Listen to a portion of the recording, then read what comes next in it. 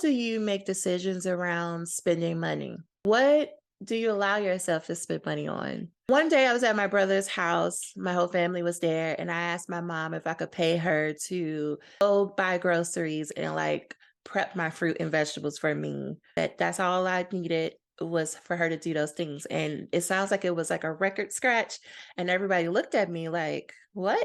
And what I got from that was like, well, we don't talk about that here in this family, but I just thought that was so interesting because what I told them was if I'm going to pay Instacart and I'm going to buy pre-cut up vegetables, why wouldn't I spend the money and give it to someone that I know and I love? What is the problem there? This story is representative because so many of us are not making decisions that would help us, that would take the load off because we are afraid of what other people are going to think. Like in that moment, I could have taken the looks and the little funny side comments to mean that I shouldn't move forward in getting help with food, that I should just back off because that's not what we do. And I'm forgetting where I come from. But it's because I know where I come from. It's because I know of the struggle that ancestors and family members have gone through is the reason why I want help. It's the reason why I'm asking for help. And if you are not careful, friend, because it's something I had to tell myself,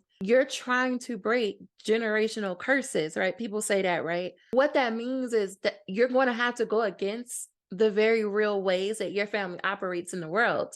If your family thinks that, oh, we don't get anyone to do our food or clean our homes, you should just struggle. You should continue to try to do everything yourself. And that's just going to continue to the people who come after you. And no one's going to really learn what it looks like to have a life where you just have your own time, that you're not constantly working and doing. So maybe yours isn't food. Or maybe your decision that you're weighing isn't about a clean home. Maybe you're trying to decide if you should invest in a new educational program or course because it's going to teach you this very skill that you need for the next level of your business. And maybe you have this sneaky thought of like, I shouldn't do that. I don't believe people need to be investing for the sake of investing. But if it's a decision that you've been sitting with, that you have thought through, that you know the pros and cons of it, give yourself permission to make it. If it's not something that is going to cause you to lose your home or your food, your shelter, your basic needs, what is the issue? It's what I want you to ask yourself. Why wouldn't you give yourself what you need? Why wouldn't you seek out the help that you know you need? That's an example of a money thing that comes up. It is okay to invest in yourself. It is okay for you to get the support and help you need, because in order to do something that your family has never done before, you're going to have to do something that your family has never done before, like investing. So on a coaching call a couple of weeks ago, a client was saying that she wanted to invest in a cleaning service for her home and that she was talking to her mom about it. And this client works like 50, 60 hours a week. She also is finishing up her dissertation. She has a child and life is life, and y'all. And she was telling her mother this, and her mother was like, you don't need that. You just need to get it together. I didn't need any help, so you shouldn't need any help. And what I had to explain to the client is, did your mother have the life that you have right now? Is she working at the type of job that you work at with the type of demands and a dissertation, right? It's not about saying that one, like she has it harder or worse than her mother. I'm saying that these are different circumstances. This is a matter of apple to oranges. If we were to push a little bit more, would argue that her mother more likely needed the help, but didn't have the option of getting help. So she just had to make it do what it do. But my client doesn't have the same set of circumstances as her mother did. My client has the money available to have someone come to her home once a month and clean it. And I asked the client, what would you be getting if someone came to clean your home? He said, well, most importantly, I'll be getting my time back. I would be getting more opportunity to rest and to hang out with my son. And I said, and what would you be getting if you don't hire the person? Like more work to do, more exhaustion, more rush mornings. And so I asked her, are you willing to not get what you need as long as your mother thinks about you a certain way? as long as she thinks about you a certain way for this one thing? Are you willing to make a decision to not get what you need if that means somebody is going to misunderstand why you're doing what you're doing or they disagree? Because that's really what was on the table. And for you, what I want you to think about, in the same way that was the decision for my client, and that was the same decision for me with the food thing and my mother, you have to ask yourself, am I not going after the things I want because of what other people are going to think? Let's just sit there in your spirit, okay?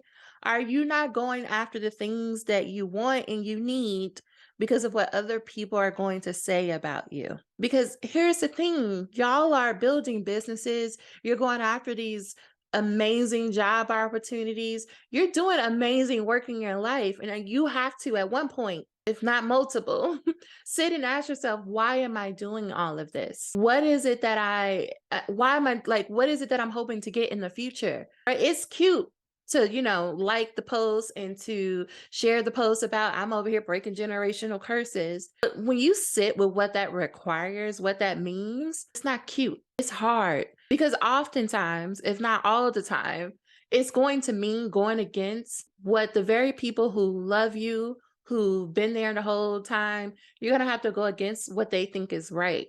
You're going to have to make some moves that are a little bit differently. I don't even know that was right English, y'all, but y'all get my point. You're going to have to do some different shit. Yeah, you're going to have to sit there and people look at you strange, like, what you say now? Oh, we fancy. You're going to have to sit with what does it mean to make more money? I love talking about money for this point because I feel like money is a great way to bring up all your stuff. If you are curious about what might be some things, some shadow things, some things you need to work through, get you some more money. One of the things that I like to ask clients is, what thoughts do you have about rich people? We see it all the time, eat the rich. What thoughts do you have? And who is qualified to be rich? At what number, at what threshold does someone become rich? Because one of the things I like to tell clients is like, you keep thinking you're working class or low class, and you're not. And you extend it to the upper class, like at least on paper, at least from the IRS stand view, whatever. Point of view is what I'm trying to say. From the IRS point of view, you make a lot of money. And so a question to sit with is, when do you consider someone to be rich? And what happens when you realize that by your own definition, you are rich? Usually when I ask, they're like, oh, someone who makes 100,000, someone who makes 150,000. And when I ask them, so how much do you make? I get what the expenses are. We're not talking about that. How much money comes in? And when it's around 100, 125,000, it breaks the brain because you haven't had space to really think about it from that point of view. Now, sure, you may say, but it don't feel like it. I still feel like I'm living check to check. That's a whole different conversation than the one I'm having. The one I'm having is that amount of money is coming in. Have you stopped to think about, like, what does that mean? And when you compare that to your thoughts about rich people, what else comes up? Because if you are someone who wants to build a business beyond 100K, beyond 200K, maybe you want to go for 1 million, you got to sit with, what does it mean when you become one of those rich people? Right? Because you can't go out and explain to every single person, but I mean, yeah, I make this much money, but you don't know my life. Like, I got these problems and I got that problem. And that's the same thing the very people that you're talking shit about in the terms of eat the rich, they would say the same thing. I got problems too. Money doesn't solve all your problems. You have to sit with, what does it mean to make more money? Who do you want to be? Are you a bad person because you make a certain amount of money? Does it automatically qualify someone as being evil and oppressive because they make a certain amount of money? And is the same thing going to be true for you when you make that same amount of money? We got to sit with that. Because if you don't, it's going to catch up with you. It might not catch up with you now. But this is why so many people get to a point where they're making 7, 8, 9, 10 figures and they just walk away from it. Maybe they physically walk away in terms they go find them something else to do, or maybe they decide they no longer want to live. Like they say on the internet, they unalive themselves because the pressure of, or the weight of, I've become one of those people who I said I didn't want to become. Not because I'm doing anything, but because of a certain amount of money in my bank account. Because I believe, like everyone else believed, that once I make a certain amount of money, all my problems were going to be solved and I was never going to struggle. But I love that quote that's like, everywhere you go, there you are. It does not matter how much money you make. You are going to be there. And if you haven't had the time to build a relationship with yourself, if you haven't had the time to think about who is it that I want to be now and then, and as I continue going through life, it will catch up. I'm not saying this to scare anyone or say like don't go after your dreams or don't make any money. I'm just asking you to give yourself space and time regularly to think about, who is it that I'm becoming? What do my habits and my beliefs and my emotions say about the person I am becoming? Do I like this person? Do I like how I show up every day? Do I like how I interact with the people in my life? Do I like the work that I'm doing? Or am I only doing it for money or the praise or the validation? Do I like who I'm becoming?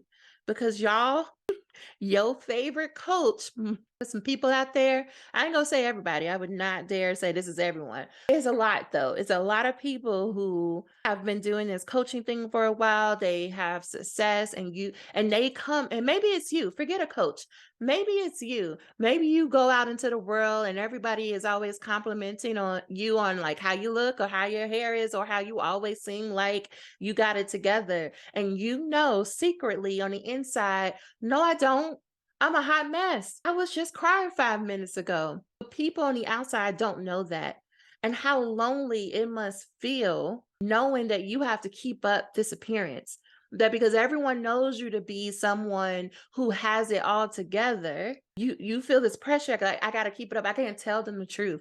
I can't tell them that I hate myself. I can't tell them that I'm lonely. I can't tell them that I keep losing every friend that I have. I can't tell them that I don't talk to my family. I can't tell them that I don't have any money. I can't tell them that all the whatever that is for you, because you got to keep up appearances. And it's real, y'all. I'm only telling you things that I lived. I am no way sitting here on the high horse. You might be like, how we get here from money? Because it is money. It's not the money in and of itself, but it's the pursuit of money that leads to you having to sit with, do I like how I'm doing this? At some point, you're going to have to sit with, do I like who I'm becoming? Do I like how I'm doing these things? Because it may be true that you don't really have friends. It may be true that you feel like no one supports you. It may be true that your life doesn't look the way that it does on the internet, but that doesn't mean in and of itself that you're miserable. But if you are sitting here, y'all, a bug just tried to take me out. But if you are sitting here and what I'm saying to you is resonating in terms of you like, I feel empty. I don't feel like I know who I am. I don't know who I'm becoming. I don't understand why people want to follow me. I don't understand why people even like me or want to be around me. I'm asking you to take some time to really check in with yourself. I'm asking you to take some time to say, what is really going on here? Who am I? What are my habits that got me here? What are the beliefs that got me here? Is my nervous system regulated? Or have I been acting from a dysregulated nervous system? Because I believe it goes to those three things: your nervous system, your habits, and your beliefs. Will tell you all you need to know about how you got to this moment. Not in this way of you should blame yourself or you should know better or you should be in shame or guilt. No, it's really being willing to do the work of having a hard conversation of, who am I? What version of me have I been operating from, and do I like it? If I don't like it, how might I start making a little bit of changes from a place of compassion and empathy? Because y'all, if shame worked, none of us, listen, no therapist would need to be here. Like all of us will be just out here frolicking and just living our best lives. Shame, although it's a go-to tool, it does not work, y'all. So what I'm asking you is to have an honest and compassionate conversation about, am I the villain? Seriously, am I the villain? Why is it? What is it that I believe about friendships, particularly friendships with other women, that's contributing to me not having a long-lasting friendship with a woman? What are my habits when I get into, let's say, a new romantic relationship? Is my habit to stop talking to everyone else around me, like my friends and my family? Do I feel safe enough to be myself around my friends, to tell them and let them see all of my quirkiness? Do I feel safe enough? Do I feel regulated enough? These are the types of conversations that you want to have. Really ask yourself, am I the person I want to be? Money, most of the time, allows you the space to do that. Because a lot of people, the reason why we even get into business is because our job was trying to work us 50, 60, 70 hours a week. We did not excuse me, y'all. We did not have time for us to just be. We didn't have enough money to leave the job. And maybe you left the job and you said, F it, I'm going to go build a business. Maybe like me, build a business. I thought in the beginning that, oh, once I hit 100K in my business, everything's going to be great. What I learned though, when I hit 100K was like, oh, now the work begins. Because when I hit 100K, I left my job. And I thought like, yeah, I'm going to be able to go harder. I didn't know that I was going to fall apart. The falling apart was because I finally, probably for the first time ever in my life, had space to just be. I didn't have to go to a call unless I scheduled the call. I didn't have to go do work unless I said I was going to do the work, right? Because it's on me. I work for me now. So I get to say what I will and what I won't do fully with my time. I argue you can do that at any point, but you get what I'm saying. 2021 was a fall apart because for the first time I had to sit with a critical voice in my head. For the first time, I had to acknowledge your nervous system ain't ever regulated. You always are dissociating. Are you ever present? Not from a place of you should be shamed, but like, that is very fascinating to know. Why is that? I had to sit with the beliefs. It's not all bad, right? Because the beliefs got me to what I wanted, which is to work for myself. But then there was also some other outdated beliefs that probably worked at one point, but were no longer going to work. Like, oh, a work week is 40 hours a week. Nope, I had to sit with that belief like, well, no, it could be as long as I needed to, but really I'm getting everything done in like 15 to 20 hours. So that's not working out. And the reason why I had to sit with that belief is because I noticed that I was working 40, 50 hours and I was like, wait a minute. I thought I did this to lessen my load. And it wasn't until a good friend was like, what you doing? Why are you making business more complicated than it needs to be? Like, I don't know, but I had to sit with that. I had to be like, we're not doing the shame thing. We're not going to sit here and shame. Why are you doing it? Be honest, be curious. And I was doing it because I was just trying to fill a void because I didn't know who I was outside of work. I didn't know what else I was supposed to do with my time if I wasn't working. When all you know is work, you get to a place where you don't have to work, it's very confusing. And so then we end up doing things to try to fill in the gap. So I tried to work for other people and then it never worked out. Because I was quickly reminded of why I wanted to work for myself, or for something the universe was like, no, girl, you're doing too much. But instead of shaming myself for doing that, I just got even more curious of like, why did you do that? And I found out I was doing that because I was like, I don't know who I am. I don't know what to do if I'm not working. And that's a question I will ask to you.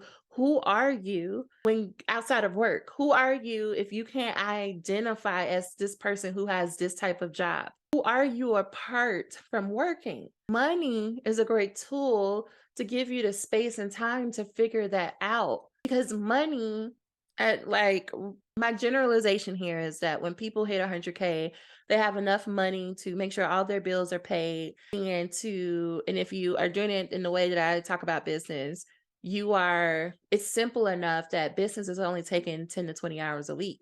So what are you doing with the other 140 hours of your week, roughly? Who are you when you have more space and time? Who are you when you finally get what it is that you want? These are the questions that you want to work through. These are the questions you want to grapple with. I invite you to cut this off and go do some journaling about those questions. And if you're comfortable, come share with me on Instagram. Who are you? That is not where I thought this episode was going to go, but that's where we went. All right, I will talk to you next time. Bye for now.